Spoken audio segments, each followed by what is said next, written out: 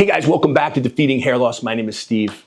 Thank you for watching again, and you send in these questions. So I'm going to address all your questions. I read every text. I read every WhatsApp message. I read every email and all the comments. And a lot of the questions are always centered around finasteride, obviously, for obvious reasons. Now they're starting to slide more toward what is the difference between and the advantages and disadvantages of finasteride versus dutasteride.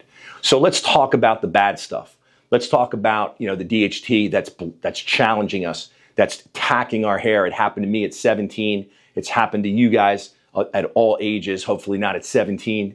What is going on? Well, we were predisposed at birth that at some point, if it is the way it is, it's to genetic mapping in our bodies, that our follicles are going to be attacked by the DHT. Now, before I go on, keep in mind, you got a lot of friends out there. I know you hate these guys that have no hair loss at all. And I'm just kidding. But they have the same DHT in their bodies that you do and I do. They're just not sensitive to it. They're not genetically predisposed. Lucky guys. Anyway, the DHT is attacking our hair. And when you're using finasteride, finasteride will mostly always do the job. It will do it about 98% of the time. Finasteride will reduce the attack of that DHT about 60%. And that's enough to keep your hair intact and to slow you or stop you from going bald. Not so much in the frontal zone or the hairline, but it will do the job. Now, this is going to make you excited, and this is going to make you want to go out there and throw out the finasteride and get on to dutasteride.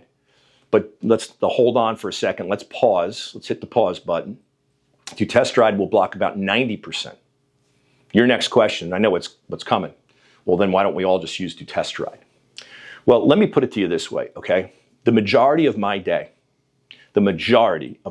is talking about these finasteride mainly. It's talking about side effects. It's men of any age, even some women postmenopausal or out of childbearing years, are all being told out there, whether it's online or whether it's in doctor's offices, believe it or not, because they do a lot of Googling too, dermatologist's office that are not experts in hair, that you're going to have side effects from finasteride. So my, dream is to save the world from hair loss, at least one head at a time. So when I'm talking to you, whether it's online or texting or in person, I'm giving you everything I got. I'm telling you about the statistics and how that's very rare for anybody to have a side effect, and that it's not going to be anything that can't be reversed if you go off the medication. And even if you get a side effect, it's just something that's really not a whole lot of anything, okay? So now all of a sudden, we're going to take that mental approach for all the subsets out there, the men, the women, different age groups, different races, and we're going to raise up and block 90%, which, of course, the next statement I'm going to say is it brings up our potential side effects. Now, even with the potential side effects, meaning higher potential with dutasteride, there's still very little chance. But all that does is bring down the compliancy, and that's what we need to be careful with. So really smart doctors in my network that I've worked with very closely, they're all about compliance. They want to get a patient on a milligram of finasteride, a real high quality finasteride, put in a little oral minoxidil in there, start seeing results based on comparative photography in about 4 to 6 months. The maximum results you're going to get is in 1 year, and then you want to maintain. Now, the maintenance is important. But who wants to go through all this all over again? So if you're 25 and you run into somebody somewhere that says, oh man, I was on that finasteride and now I can't get an erection. What do? You start thinking about it, especially at 25. So we don't want that to happen. We don't want you to go on that Google, or we don't want you to actually be on a medication that has potentially more side effects. The doctors out there that I watch and listen to, they call the dutasteride the sledgehammer. The sledgehammer, not the little tack hammer, but the sledgehammer. And what does that mean?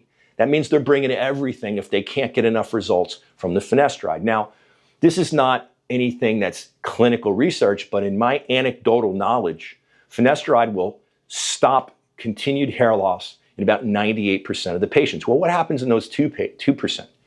We still want to help them, and that's when we have to sometimes bring the sledgehammer. So be very careful and very cautious, and don't get too excited. And what I did leave out here, and I'll say it now, is myself included, everybody out there, my friend Bobby D, David DiMuzio, Lance Fuller, all the guys that are on these videos, they all want to give you good content, and everybody wants to bring you something new. They want to deliver the very newest thing for you to enjoy and to use and to make your hair look great. So everybody's chomping at the bit for the newest thing. Hey, Steve, is there anything new out there? What's going on with this, that, the other thing? Have they cured baldness yet? Unfortunately, no. So don't think that Dutasteride is this unique new thing that you need to get on. Because if something happens and there's more of a potential of it on the Dutasteride and then you come off and you go bald, and then it defeats the whole purpose. So let's stay on point. Let's stay in our lane. Let's keep using the finasteride. And then if we need any help to bring the sledgehammer along, we need to bring the sledgehammer along. So I hope that kind of explains things to you. And please don't forget to like and subscribe.